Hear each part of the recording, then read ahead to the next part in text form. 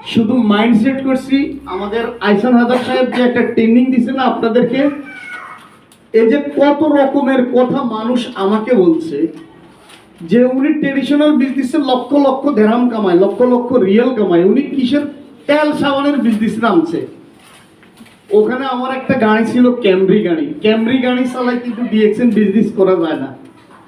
Camry গাড়ি রেখে আমি সাইকেলে করে প্রোডাক্ট বিক্রি করতাম, সাইকেলে করে প্রোডাক্ট বিক্রি করে আবার অফিসেও আসতাম। আসার পরে রাস্তায় যে রোড, এই রোডটা আমার মাথার ঘুর দিয়ে যেত। অফিসেও আসতে আসতে আমার ভিতরের গেঞ্জি ভিজে যেত এবং শার্টটাও ভিজে যেত। আমি আর একটা পলিথিনে আমার এই গামওয়ালা জামাটা রাখি, নতুন জামা পরে অফিসে হয়েছে। কি জন্য আমি চ্যালেঞ্জ দিছি যে ডিএক্সএন বিজনেসে উইদাউট ইনভেস্টে ইনকাম করা যায়। কিন্তু আমি সেদিনের